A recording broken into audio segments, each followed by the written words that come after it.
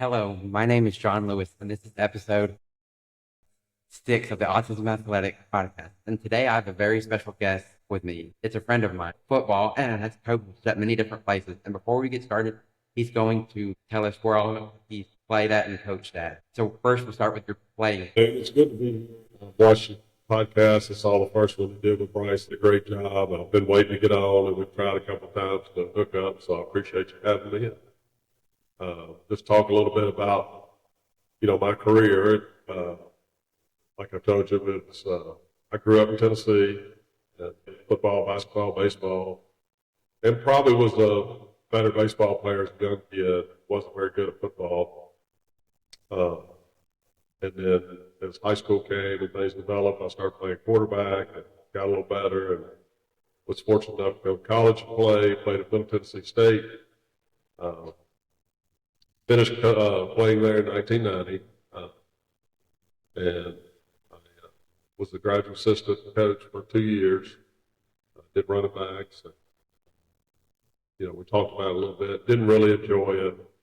The hours were terrible.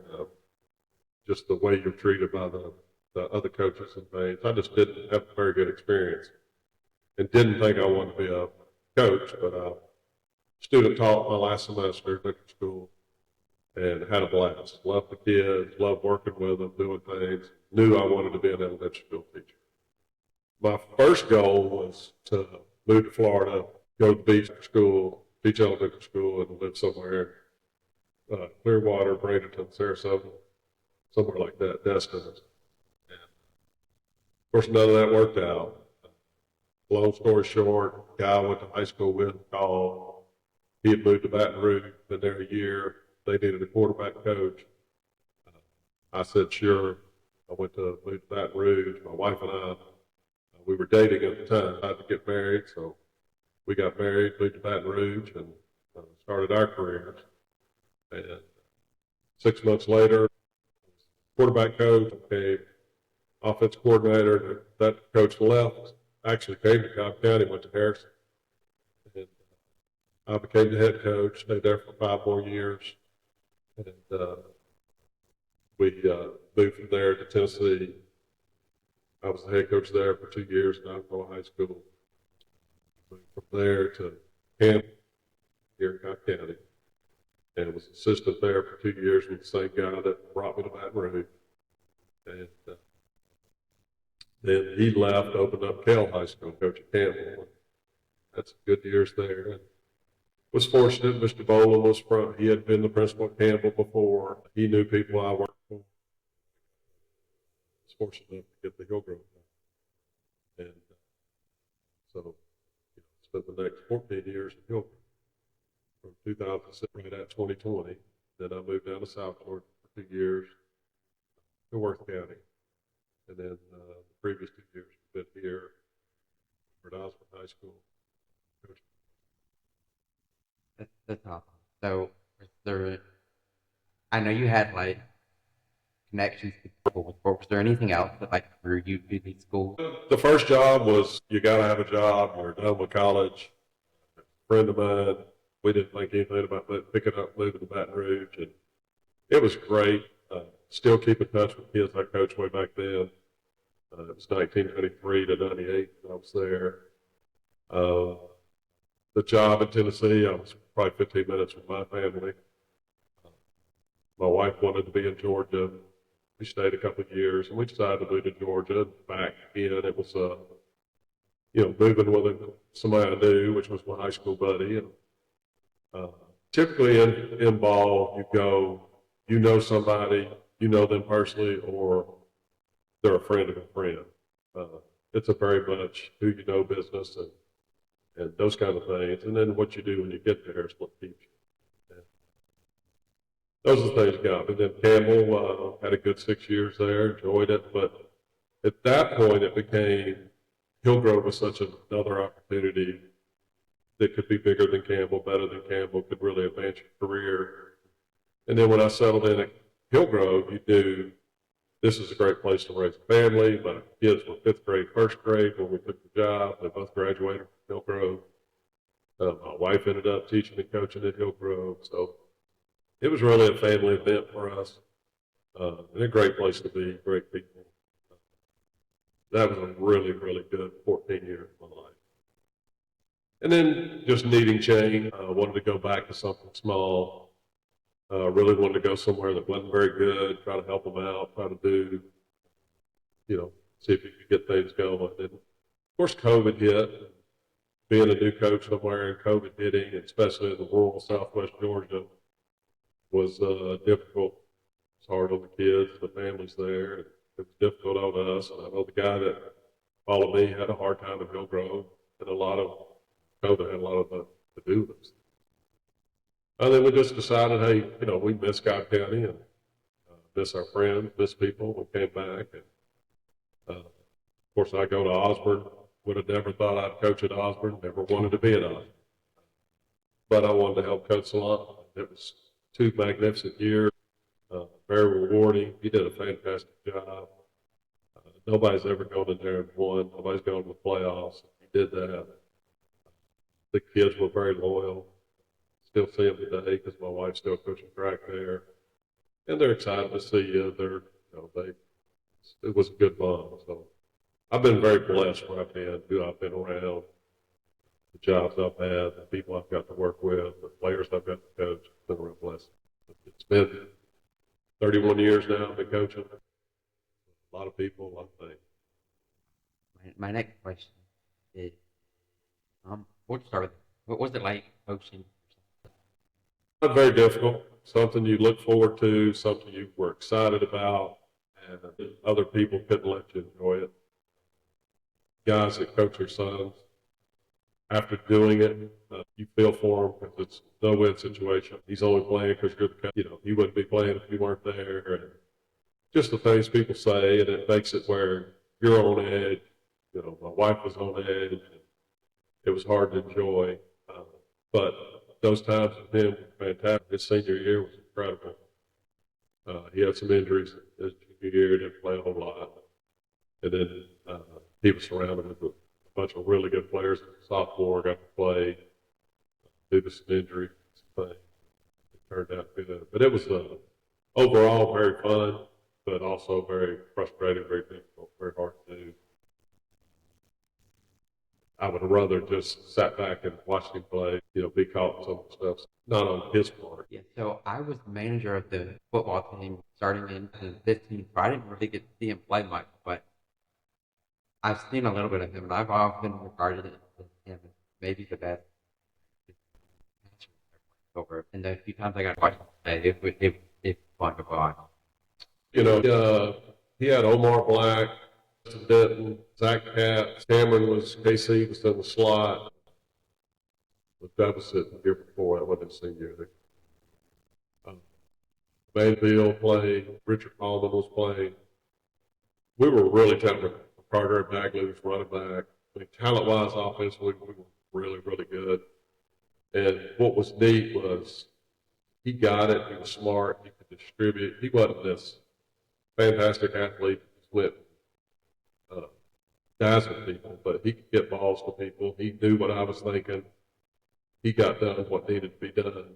The communication was easy. He ended up, I think, throwing 42 touchdowns senior, which is incredible. I think 7 in one game, Campbell game. But it was, you got to have good dudes around you. He did. A lot of those guys went on to play college ball and had fantastic careers. But that was fun. It really was. And talking to other coaches and then bragging about your son playing and those things, it always makes you feel. There's very fun. And then this one's kind of a fun question, but is there any moment where you just lost it with somebody, whether it's a player or you don't have to do much? No, there's times. I know. I'm very, very competitive. So, I'm pretty laid back and I'm pretty calm about most things. But when it's time to compete, I want to win. Sometimes you don't feel like other people have that same desire to win or effort to win. It's frustrating. You get mad, you get angry. There was definitely times with refs that, you would get mad. I don't remember specifics, but there was times that I should have been mad that I didn't because I knew people would be watching and didn't want to show you tail. You know, Right. McKeesher, when we score and we don't get a score, or Matthew McCravey dives in. You know, but I wasn't mad. I was in disbelief. I had a lot of reason to be mad. There was other times I got mad over stupid stuff that, you know, you're just being mad. But you try to keep a calm demeanor for your kids, not show your butt because you're getting on the inside show. But yeah, you get mad. There's times you lose it with the coaches. There's times you lose it with the kids. But it will sometimes you always try to go back to that person and have a chat with them, talk with them. But when you're competing and you're playing to win and those kind of things and the things that are on the line with it, it's a fine line to walk, and it's an exhausting thing, and people don't get it. I remember having talks with Coach Salam about being a head coach. That's the thing. You kind of keep getting pushed away from having close relationships because you're the boss. You're the heavy. You gotta get off. You gotta discipline the coach. You gotta get on the parent. You know, you're always the bad guy. And half the parents hate you because their kids aren't playing, and some are for you. So, you know, it's just how you feel. And it's an exhausting profession from that standpoint. And I don't think people realize that. And it's like these last 3 years been a breath of fresh air. Just to step back, you know, when I was helping Coach Salam, I'm not under that stress of that's his problem. He's got to be there. He's got to handle that. You know, those things, and just being able to coach kids and do things. Very many times, and I'm sure I can remember talking about my coaches about, and even high school, and we would imitate our coaches to make fun of our coach. You know, out of love, not out of, Right. you know, because of the stuff that was funny to us. And I'm sure the kids and players would have more, better stories for you. You know, Evan Ingram is a funny one. He had the Snickers commercial. I don't know if you ever saw it. I never did. You can Google Evan Ingram Snickers commercial. And it's basically what happened. We throw a backwards pass. Me and Evan know it's live, and South Cobb's there, and they can pick it up and run it. Evan actually goes out on the field, jumps on the ball, which you can't do, and he tells his version of the Snickers story. And it's pretty funny. You ought to Google it and watch it. But that's a time that, you know, you get. There was a few refs that probably should go pretty good. Then I have another question before we go into the next segment about your specific coaching. I got one more question about like football. When you're coaching, especially if it's like a nationally televised game, you come to halftime. I know halftime's on like what 10, 15 minutes. We're 15 minutes unless it's homecoming. I know sometimes like a nationally televised game, you have a reporter that'll stop and ask you a question. And I know you're very respectful, but I know you're thinking, hey, I got to get to the locker room. I don't have to, like, does that bother you? Not really, because for me, Coach Sean, Coach Riggins, and Coach Salam offensively, they got with their position kids. They were under the tent the whole game. Coach Rashawn and Coach Riggins really ran the tent, and they were making corrections. They were doing and made adjustments. They would come out and tell me, Coach, we need to start doing this, or we need to start doing that. And I trust them. It was good. Our communication was good. So what needs to be said inside, and our defensive guys, from Coach Mosen to Coach Nix to Coach Salam, they took care of it. I never missed it. That was their thing. Okay. We were always great on that side of the ball, and it's because I didn't mess with it. You know, and I would say Hillgrove from the start to finish really was known as a great defensive school. And, you know, you look at had 3 coordinators, and so I didn't have to worry about it. And those talks aren't very long. You watch it on TV, and you know it's frustrating. But even for those guys, you know, Nick Saban's getting aggravated, having to stop and talk. But his coordinators are doing the stuff, and the other people are doing it. So it's many people working the success of the whole thing. All right, so now we will start. We're going to go into like your coaching and stuff. So my first question is, and it's actually a question I forgot to ask on my last episode, but when it comes to like your assistant coaches and stuff, how much of a say do you have, and who gets to be your assistant coach? So we'll take Hillgrove. So Hillgrove opened. We had no coaches because nobody worked there. There was no kids. There was no any. I got to hire an offensive line coach, And I'm thinking out of the PE department. I got to hire Coach Riggins in social studies, and we hired Coach Mosen. I don't know if you remember Coach Mosen, it's all history. He was our first defensive coordinator. And we got Coach Gerda later on in the winter. He came with us the first year. Got Troy Peterson with us. And I got to pick all those people. And then Coach Sean was hired by Mr. Bowen. And I thought, because his little brothers, he had twin brothers that played baseball, I thought, we're getting ready to hire a baseball coach. This guy's not even going to do football because his brothers quit football and went to baseball. But he turned out to be just a fantastic coach. But he started out with freshmen and then worked his way all the way up to, he was a coordinator the last couple of years that we were together. And so, for the most part, yes, there was probably 3 people that were kind of pointed to me, being a Hillgrove, which that's a different situation because it's new. Right. So you take, and there's a difference in South Georgia and Metro. So Metro is everything right around Atlanta. You're going to take a job here, you got to work with what you got. You might get to bring one person. You're really, really lucky if you get to bring 2 and take it a new job. When I went to South Georgia, they treat things different. Football's king. And they fired 7 guys and said, you have a clean slate to hire 7 people. It's just their difference. Here, you're teaching contracts first. You're doing that first, and then you're a coach second. We were really blessed with Coach Humphreys fell in our lap over the years. We didn't go get Coach Humphreys. Somehow, Coach Humphreys got to Hillgrove. That worked out for them. He's a great guy. And we hired Coach Brady that was with us for a little bit. We hired Coach Allen that was with us. He's now at Langston Hughes, won a couple of state championships there. And most of the guys, the neat part about Hillgrove was how many guys were there 13, 14 years, 12 years. You know, the longevity of how long we were all together.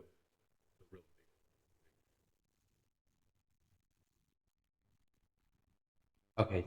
What have been some of your most memorable coaching? Pinpoint like one. Probably the first big one, Louisiana. My first year as a head coach, played Kentwood, Louisiana, and we played up there. We got beat probably 50-something points. And when I say beat, they physically beat us, dominated us, embarrassing, get your butt kicked. But we played them my first year as a head coach. The next year, at our place, and we won. They threw a ball into the end zone. We broke it up. That's how we won the game. Oh, wow. My wife actually was standing by a fence, jumped the fence, met me on the field. We were 26 at the time, so she wasn't far from competing in college. And, you know, we had a video of it and everything. But that was a huge win, huge for the program. We ended up being 13-1 that year. Got beat in the state semifinals. And then definitely Hillgrove. Well, I'll go back to Campbell. Campbell, we beat Marietta in overtime. Campbell hadn't beat Marietta in probably 20 years when we beat them. Huge game. Big for the program, big for us, big for the school.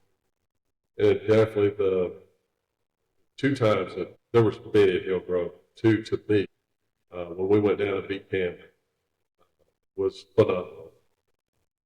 Nobody gave us a chance. We beat Stevens the week before. We really weren't supposed to even be in that game. We found a way. We go to Camden. The kids played incredible defense and played just unbelievable. I think that was the year. That was Jabari and Big Chubb and that crew. Just stopping the wing tee and doing things they did. Kenyon Drake had a big game. Gage Henry had a big game. But a huge win. And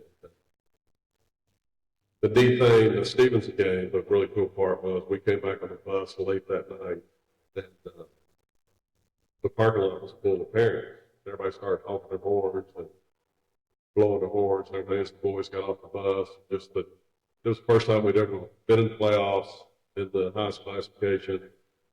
We'd won 2 games. Nobody expected anything because it was our first year in the big class. It just very rewarding, just that whole deal was very special for us. Then the first time we beat Beach, I don't know if you were there or around or knew much about it, but it was Probably not. there was like 15,000 people at the game. Oh, We were both 6-0. It was a mid-season game. Everybody somebody was at that game. We got there at about 5:30. The visitor stands were packed. Standing ovation as we walked across the field to the locker room. Just awesome, you know. And there's so many, and so many plays and players and things and different things and special moments and everything. But those really stick out. And we talked about that. We would sit in the office at Hill Grove and talk about, what's the biggest win ever. Chad loves to say. Chad will ask all the time, who was the biggest hitter? What was the biggest win? And they're all big, but those were some memories to me. all right. So now we're going to go into your coach. First, we'll start with just kind of walk us through what a typical practice is like with. A Hill Grove practice when I was there, we would our defense would typically Mondays we'd be watching film. Offensively, we would go outside. Defense would stay in the field house and watch film. And it would be about an hour, a little over an hour. But sometimes we needed to meet and do some things at practice. If we would stay out, we might do Skelly, which is 707, or we might need to work something that was bad together. Then we would come in the field house, watch film offensively, and our defense would go through on the field what they needed to go through. That was a typical Monday for us. A little bit earlier, get going, but a lot more mental work. And then Tuesday and Wednesday for us were really heavy-hitting days, work days, physical days. Typical practice for us would be, we bounced around so fast. Sometimes we started with special teams, sometimes we started with individuals. But we would have a 20-minute specialty period. We worked punt almost every day because we felt like punt will get you beat. You get a punt block, you're probably going to lose the ball game. And we struggled over times with snaps and this. And it's just a hard one you got to be good at. We were very fortunate most of the time. We had a really good kicker, and kick coverage wasn't as crucial because we kicked the ball in. But defense guys typically took kickoff. I know Coach Nix had it for years. I think Coach Salam maybe did it. Coach Humphreys and Briggins. Probably one of the best special teams we had late in my Hill Grove career. Briggins and Humphreys took kickoff return. And we returned several kicks for touchdowns. It was definitely, those guys' hard work. And Coach Humphreys came up with a good little scheme, and they implemented it and did good.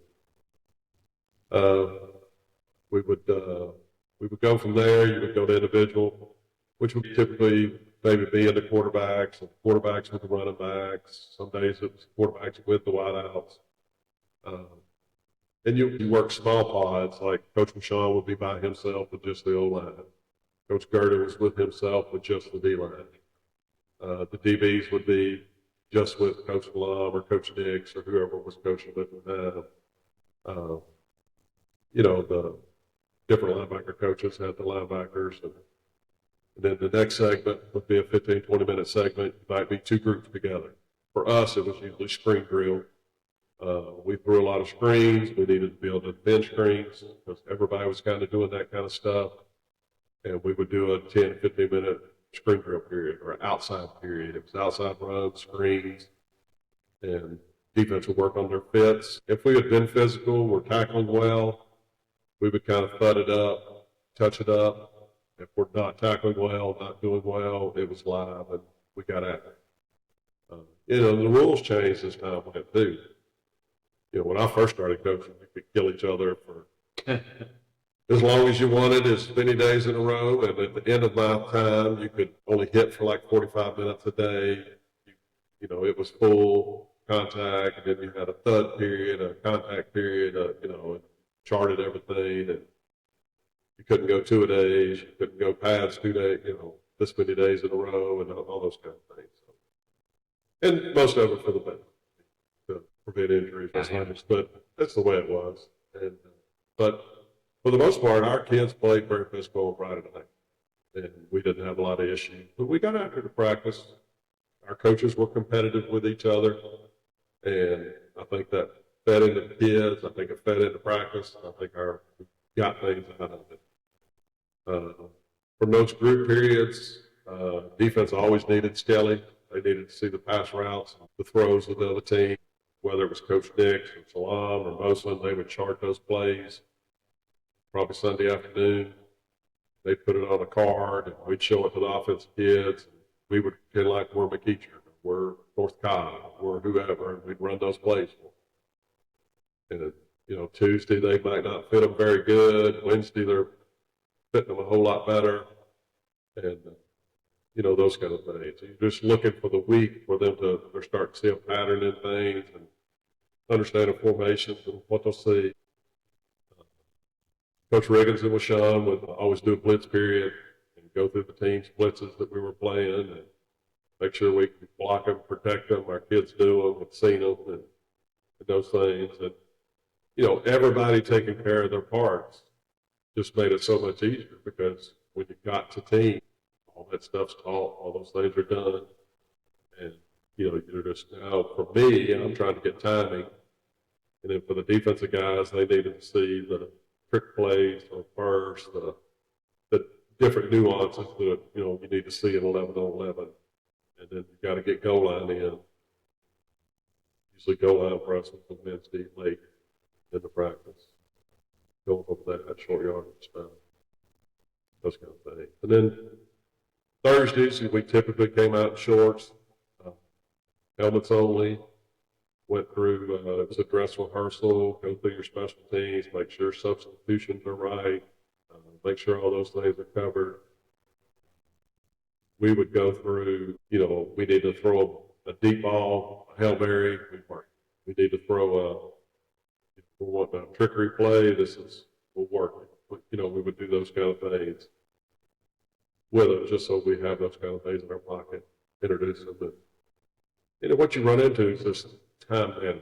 You've got 900 things you could put in. There's lots of good plays, lots of good stuff, but you've got to squeeze things down and figure out how to get it in about an hour and 45 minutes worth of time. Or you're out there for it. And I think sometimes there was a time we practiced too long, did too much, and we felt like we wore our kids in. And we tried to change that, shorten things, and keep fresh legs, and be healthy on Fridays. From a weight room and from a practice standpoint, we really addressed that. I think it helped us those later years. For sure, and you don't want thinking about too much. No, it's if you make things complicated and somebody thinks a lot, they're not as reactive as fast.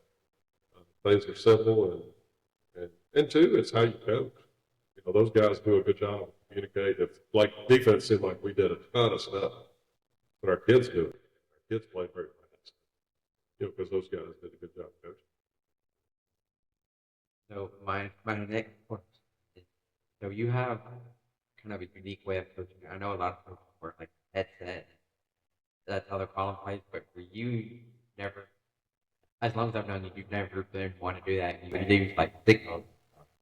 Can you just explain like why you do that? Part of it's probably where I started coaching. But when I was in Louisiana, we didn't have headsets. We had 3 coaches. It was me, buddy I went to high school with. He did everything defense. I did everything offense. We had a guy that never even played high school football. That was our coaching staff. And we added a couple of guys, lost a couple of guys over the 4 years, but it was just it. There was nobody to talk to. So didn't wear them then and get used to it. And go to Tennessee, I had 5 coaches. That was including me. And, who you're talking to maybe doesn't really have any answers or anything. So you're not wearing headsets once again. And then at Campbell, had more coaches, but the guy I needed to talk to was on the sideline with me. And he would walk 15, 20 yards down the sideline. He could get behind the defense. He could see the angle of them. He could tell me what we needed to do, things we needed to adjust. And probably playing quarterback, being a visual person and just being able to see and say, for me, I like it over here. I don't like it over here. I don't really know why, but this side's easier. And I'm the same way. Coach can look out there and say, we've got something right here. And our kids kind of figured that out because we would do that in practice. We'd be playing and Coach Nix has got something cooked up defensively really good and wearing us out. So we would talk, make a little adjustment, and get after him here. And it was a cat and mouse game, and we did that in practice. And I think it just carried over to games. And, you know, some people would say, you know, when people got to comment on things and say things and stuff you would hear, and people tell you what was written and on blogs and all that stuff. And, you know, people would say, I don't listen to my coach. Coach Ironside doesn't even listen to his coach. He ain't wearing it. He doesn't listen to his coach. He listens to his coaches. We'd be, well, Coach Rashawn and Coach Riggins, like I told you before, ran every correction at the tent, did everything because you're filming with huddle and you're watching on the sideline and you're doing those things. And, you know, I can't be under the tent managing the ball game as the head coach. But I trusted those guys. And Coach Rashawn would come out and say, Coach, you'll go a tight end right here and run power at the tight end, or you'll go trips and go back here to the shade and run inside zone. We got it. We did it. There was times that always Coach Humphreys or Coach Salon in the press box would communicate with Coach Riggins. And Coach Riggins would slip by and say, hey, Coach, they say you got hitch whenever you want it. Coach, you got vertical out number 2. Coach, you got. So sometimes you might see me calling something that, well, those guys know. But I don't have a headset on. But it's the conversation that's going on. It's the things. And they conversated. We communicated. And you got to remember, we're together 14 years. And we could almost communicate without communicating. And just because we knew what the other one wanted and what was going and those things. It really spoiled. But that's probably doing it without them because they didn't have them. I was at schools that just didn't have that. I got used to it. I tried the play sheet. I tried all kinds of stuff. And I would usually break the headset because I'd get mad. You asked about getting mad earlier. It's bad for me to have something in my hand when I get mad. Yeah, I'm going to throw a water bottle. I'm going to break a headset. I'm going to, when that's cheap, there's nothing to break. Get mad internally and move on. But it was best for me not to have something. Anything else?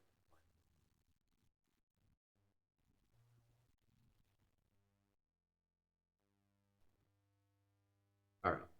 So we pretty much wrapped up your coaching and playing career. But my next question is, what's been the biggest adjustment now that you're not coaching? You're teaching like elementary. How's that different?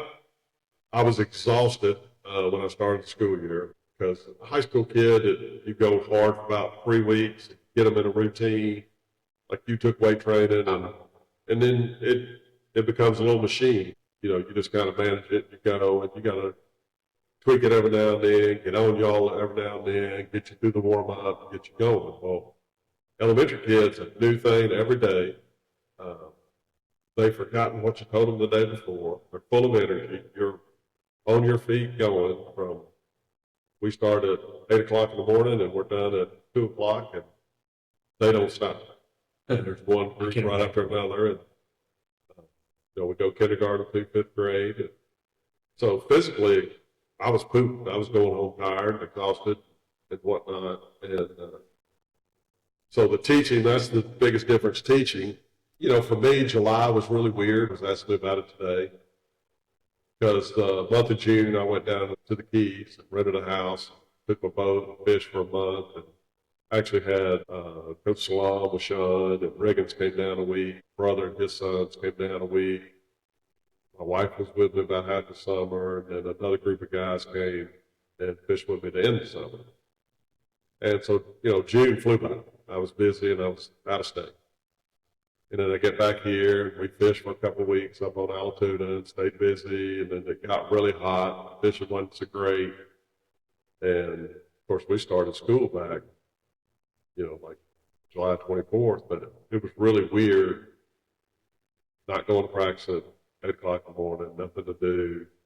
It got a little bored, got a little, like I need to do something. And, but didn't really miss it on Friday nights. I went to Osborne a couple games, watched them, was in their senior night for one of the kids. My wife got something one night. I went and watched her get her award. Talked about going to game, watched several games on TV. I hate sitting in the bleachers. I hate hearing everybody gripe and complain, and everybody's fussing about how dumb everybody is. Everybody's an expert. I'd rather be standing on the field, but I'm not going to go stand on somebody's field and watch a game because it's not my. I don't feel like it's my place. Like you guys being there when I was there, I was a fan and loved having y'all there. For me, I feel like I'm just trumping on somebody's sideline and shouldn't be there. Those kind of things. Not at all. But that's me.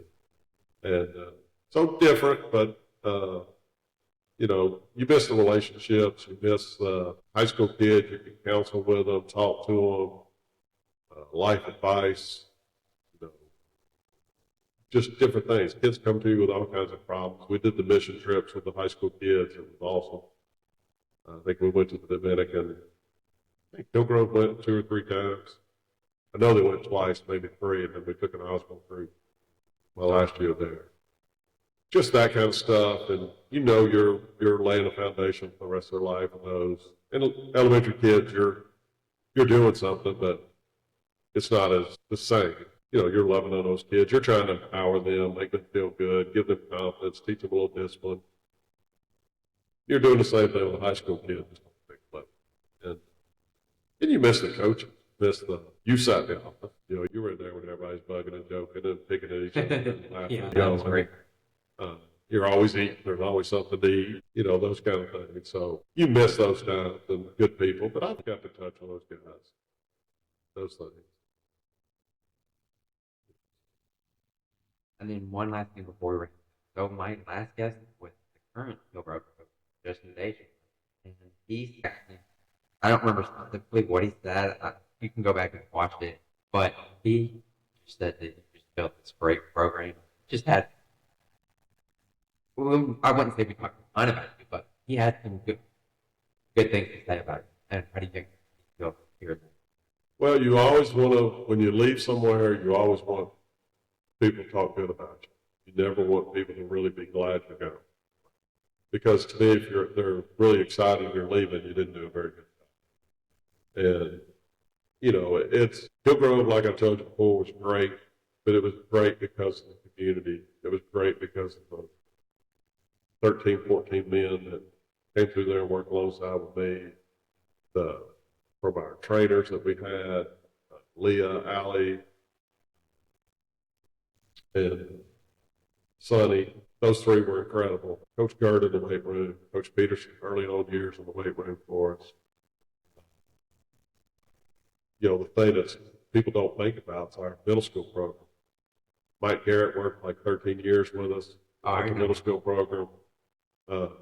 Great guy, great coach, great offense. You had Jeff Henning, that was the early crew running the 7th grade program.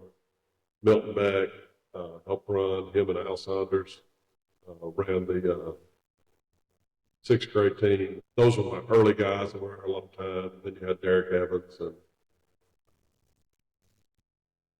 Mr. Keaton. Coach Keaton ran the middle school program. You had more short timers on the back end, and you had those guys. Then you take the booster club. Mr. Groves, Dale Groves was there for 13, 14 years. That's great. Who doesn't? I met him here at West Cobb Church. We had an open house because we didn't have a school. And he stepped up and said, I'll help. That was February of 2006. He was there almost the entire time I was there. And just incredible service. Reuben Lowry was the president when I left. Great talks, just man-to-man talks, life, church, faith, things we talk about, counsel he would give you, just the things, and the countless people that were in the room that supported. Most people have nightmare stories of booster clubs. Ours was, great. So, It was enjoyable. It was fun. So it's not yeah, I get a lot of credit for things, but it was a group effort. I got lucky. Mr. Bowen hired great people. I got very fortunate with the people I hired. They were good men, still good men, still there working. They were with me. And we had great kids, good kids. And not just talent. You take talent for talent. McEachern had more kids sign, more kids go than we did. And it was just the Evan Ingrams, the Bradley Chubb. Those guys kept getting better, kept working, kept grinding. And they're in the pros. Chig. Nobody thought Chig would be in the pros, but Chig did. They just fought, they kept working and going and doing, and, Kenny Craig.